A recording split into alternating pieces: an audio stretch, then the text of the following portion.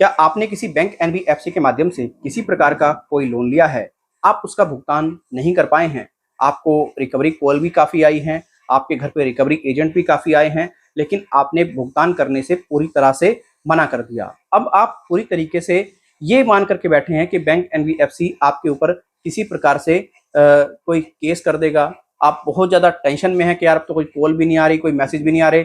अब तो लगता है कि बैंक पूरी तरीके से कोर्ट में ही जाएगा। आपको लोन लिए हुए काफ़ी टाइम हो गया है, काफ़ी दिन से आपने नहीं चुकाया है। आप यूट्यूब पर सर्च कर रहे हैं तो यूट्यूब पर आपको ऐसी वीडियोस देखने को मिल रही हैं जिनमें आपको बताया जा रहा है आप ईएमआई मत चुकाओ, बैंक एनबीएफसी आपका कुछ भी नहीं उखाड़ सकते। और ये भी बताया जा रहा है कि भाई पूरी तरीके से अब एक ऐसी एक्ट है आपके हेल्प के लिए, लिमिटेशन एक्ट 1963। अगर आपने किसी बैंक एनबीएफसी से कोई लोन लिया है तो आप समझ लीजिए अगर 3 साल हो गए हैं तो बैंक एनबीएफसी आपसे पैसा वापस नहीं लेगा। आज की इस वीडियो में इसी सब पर डिस्कस करेंगे। आप लोगों से मेरा रिक्वेस्ट है वीडियो को आप बिल्कुल भी स्किप ना करें। अगर आप वीडियो को स्किप करते हैं, जो भी आपको इस वीडियो में इंफॉर्मेशन दी जा रही है आप 110% मिस कर देंगे। अगर आप पहली बार हमारे यूट्यूब चैनल पे आए हैं और आप चाहते हैं हम आपके लिए इसी प्रकार से यूजफुल वैल्यूएबल इंफॉर्मेशन लेकर के आते रहें, आप हमारे यूट्यूब चैनल को जरूर सब्सक्राइब करें और सब्सक्राइब करने के बाद में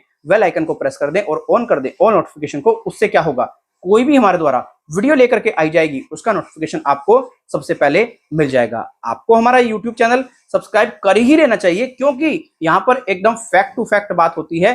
कभी भी किसी भी प्रकार से हम किसी व्यक्ति को ना तो मैनिपुलेट करते हैं ना मिसगाइड करते हैं। जो रियलिटी है, जो फैक्ट है, वही उसके सामने ला करके हम रखते हैं। तो चलिए अब ज्यादा समय ना लेते हुए स्टार्ट कर लेते हैं हमारा आज का वीडियो।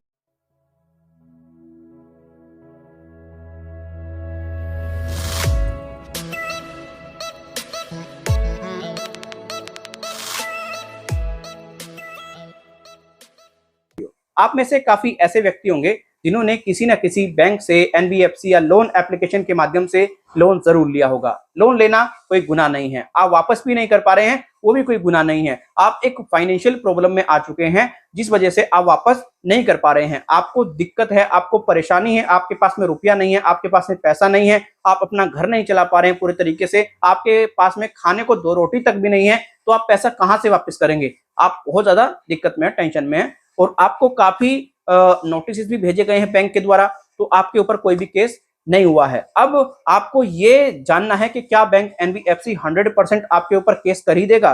देखिए, आपको पहले तो मैं ये बता दूं, बैंक के पास में पूरी डिटेल्स होती है एक व्यक्ति की। वो देखता है कि भाई इस व्यक्ति का क्या सारा सिस्टम चल रहा है। आपका ये पैन कार्ड है ना, उससे प्रॉपर डिटेल्स आ जाती है। अगर आप एक जेन्युइन व्यक्ति हैं, जेन्युइन डिफॉल्टर हैं, आपको दिक्कत है, परेशानी है, तो बैंक पूरी तरीके से केस करने का सोचेगा नहीं। ये मेरे थॉट्स हैं, ये मेरा खुद का अपना ओपिनियन है। अब मैं ये नहीं कह रहा करेगा ही नहीं, बैंक सोचेगा ही नहीं। अब फिर मैं रिपीट कर दूं, ये मेरे थॉट्स हैं, मैं ये खुद का मेरा अपना ओपिनियन है और मैं कोई एडवोकेट नहीं हूं। मैं अपने पर्सनल एक्सपीरियंसेस के आधार पर आपको जानकारी देता हूं। मैं आपको क्लियरली बताऊं, कभी आप समझे भैया कोई एडवोकेट बता रहा था, मैं आपको ये भी गाइड करता हूं कि भैया आप किसी अच्छे एडवोकेट से सलाह ले लें, वो ज्यादा आपके लिए बेटर होगा अगर आपको कोई कंफ्यूजन है या कुछ है तो अब क्या हो रहा है, काफी लोग ऐसे हैं जो वीडियो देख करके लोन देना बंद कर चुके हैं पूरी तरीके से। काफी लोग हैं और उनको ऐसा लग रहा है कि जो 1963 लिमिटेशन एक्ट है वो उसका फायदा ले लेंगे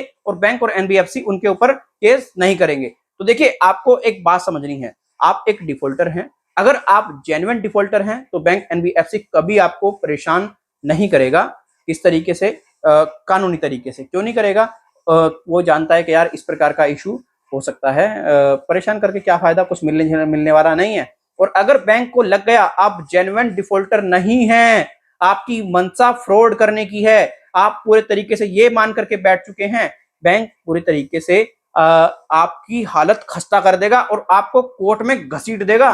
चाहे आपका 3 लाख का लोन है, चाहे आपका 4 लाख का लोन है, चाहे आपका 5 लाख का लोन है, चाहे आपका 6 लाख का लोन है। आप इस बात को समझिएगा मेरी को। आप अगर समझ लेंगे ना तो ज्यादा बेटर है आपके लिए। व्यक्ति वही ना डरे, वही ना घबराए जो जेन्युइन डिफॉल्टर है, और जो जेन्युइन डिफॉल्टर नहीं है तो वो तो भैया सोच लो, ये वीडियो देखने से कुछ ना होने का, जो फैक्ट है, जो रियलिटी है, उसको समझने का प्रयास करो। लिमिटेशन एक्ट 1963 को समझिए, जो कि आपको बताया जा रहा है बैंक और एनबीएफसी अगर आपने 3 साल से कोई पेमेंट नहीं किया है तो कुछ नहीं कर सकता, कोई केस नहीं कर सकता, ये नहीं कर सकता। देखिए जो लिमिटेशन एक्ट 1963 है, जितना मैंने उसको पढ़ा है, जितना मुझे समझने में आया है, हालांकि मैं कोई एडवोकेट नहीं हूं, जितना मैं समझा हूं उसमें यही है कि देखिए अगर मानो किसी भी व्यक्ति से आपका कोई लेन देन चल रहा है तो उस व्यक्ति ने आपको एक टाइम दिया है कि भाई आप मेरे से पैसा ले रहे हैं और मैं आपको 30 जून के भीतर भीतर उसको वापस कर दूंगा, और उस व्यक्ति ने 30 जून के बाद भी वापस नहीं किया तो बैंक और जो भी मतलब वो व्यक्ति है, बैंक की समझ लीजिए आप एक तरीके से, वो कानूनी कार्रवाई कर सकता है। अगर वो 30 जून से 3 साल बाद जाकर के केस करना चाहे तो वो पूरी तरीके से केस नहीं कर सकता। वो भले ही आपके ऊपर केस नहीं कर सकता, लेकिन वो आपसे अपना पैसा तो मांग सकता है। आस पड़ोस में आप जाएंगे, भैया पैसा दे दे मेरा, यार पैसा लिया था। अब भले ही वो कोर्ट तक नहीं जा सकता, लेकिन जो उसका राइट है पैसा लेने का, रिटर्न का, वो तो वो ले सकता है ना। तो ये एक्ट फैक्ट ना इतनी इजीली लागू नहीं होती है, और कोई भी बैंक एनबीएफसी इतनी आसानी से पीछा नहीं छोड़ देता है। क्योंकि अभी मेरी ना एक सब्सक्राइबर से बात हो रही थी, उसका ये कहना था, राहुल सर यार एक एक्ट बताई जा रही है, लिमिटेशन एक्ट 1963 के, अगर आपने 3 साल तक बैंक को रोक लिया, बैंक ने कोई केस नहीं किया, एनबीएफसी ने कोई केस नहीं किया, तो कोई कार्रवाई नहीं होगी। मैं एक काम करता हूँ, मेरे पास में पैसा तो नहीं है, 3 साल तक ऐसे ही रहता हूँ पूरी तरीके से, और मैं कोई पैसा वैसा नहीं करूंगा, कुछ नहीं करेगा बैंक, कोई दिक्कत नहीं होगी, फिर लिमिटेशन एक्ट 1963 लग जाएगी, कोई दिक्कत नहीं, बैंक पीछा छोड़ देगा। ऐसा कुछ भी नहीं है, समझ गए?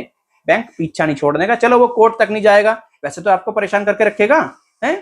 तो इन चक्करों में ना कोई फायदा नहीं है, और बैंक पूरे तरीके से आपको ऐसे पचड़े में फंसा देगा ना, आप समझ भी नहीं पाओगे ये क्या हो गया।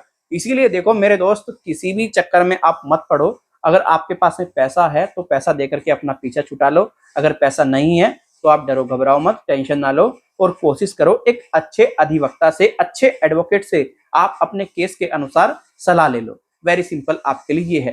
क्योंकि देखो एक एडवोकेट जो सिविल के मामले को देखता है, वो इसको अच्छे तरीके से बता पाएगा मैनेज करके कि क्या मामला है, कैसे है, क्या आपका केस है, क्या सारी चीजें हैं। क्योंकि देखो केसेस जो होते हैं ना, वो डिफरेंट प्रकार के होते हैं। अब डिफरेंट प्रकार के डिफरेंट इश्यूज होते हैं, तो जो एडवोकेट है ना, वही अच्छे तरीके से चीजों को समझा पाते हैं। उनको ही पता रहता है कि भाई किसका केस किस टाइप का है। हमारा क्या है, हमने तो भैया इधर उधर से या फिर इंटरनेट से कहीं से भी नॉलेज गेन करी, पढ़ा, जितना पढ़ा है वो आपको बता दिया, ठीक। हम कोई सेटिस्फाइड एडवोकेट थोड़ी ना है, हम तो क्लियर कह रहे हैं। और एक और बात, जय जनशक्ति पे अगर आप संपर्क करते हैं ना, तो जय जनशक्ति का एक ही हमेशा से उद्देश्य रहा है, भले व्यू कम आ जाए, बट अगर कोई व्यक्ति ज्यादा ही परेशान है, दिक्कत में है, तो उसको एडवोकेट के पास तुरंत ट्रांसफर कर दो। अपने पास में जितनी नॉलेज है वो दो, और एडवोकेट को पूरे तरीके से जानकारी होती है, वही आपको अच्छे तरीके से गाइड करता है। तो जो ग्राउंड लेवल की बात की जाए तो देखो बैंक एनबीएफसी बहुत कुछ करते हैं, बहुत कुछ।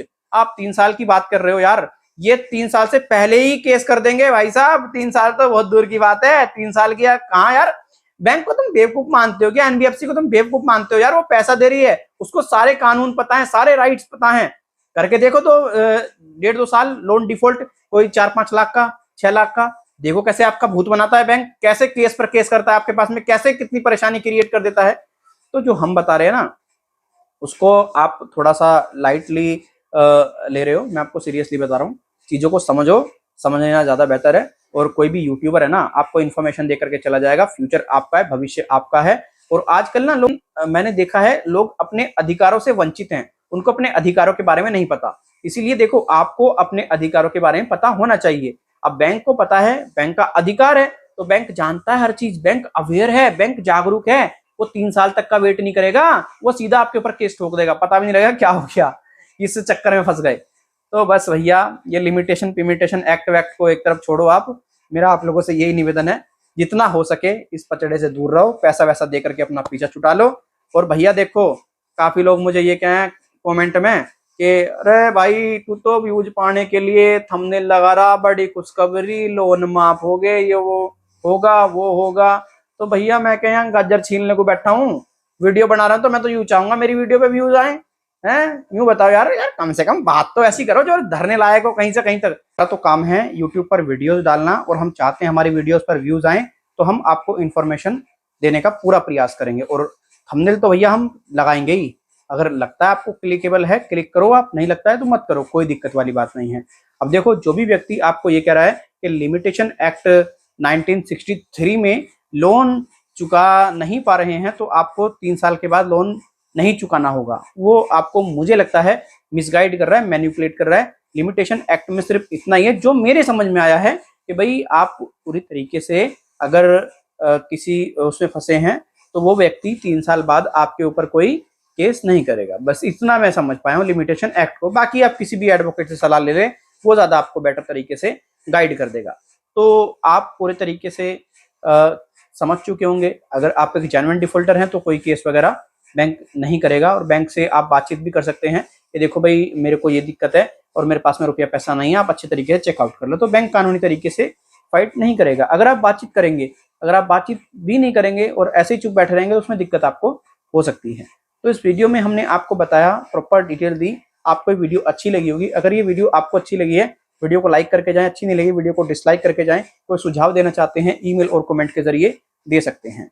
आपको हम एक बात और बताना चाहेंगे, देखिए हमने आपके लिए एक पेड सर्विस शुरू करके रखी है। अगर आपका लोन 1 लाख रुपए से ऊपर का है और आपकी कोई सीरियस प्रॉब्लम है तो आपको हमें चार्ज पे करना होता है। हम आपके केस को एडवोकेट के पास फॉरवर्ड कर देते हैं, वो बेटर तरीके से आपको गाइड कर देते हैं। और अगर लगता है कि वो केस हम तक ही सीमित है, हम ही उसको पूरे तरीके से रिजोल्व कर लेंगे, 1 लाख रुपए से नीचे का लोन है तो उसमें हम आपको फ्री ऑफ कॉस्ट गाइड कर देते हैं, किसी एडवोकेट के पास नहीं भेजते हैं।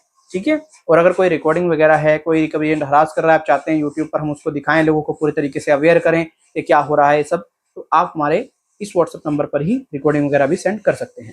अब आप मुझे इजाजत दीजिएगा, मैं फिर मिलता हूँ किसी और वीडियो में।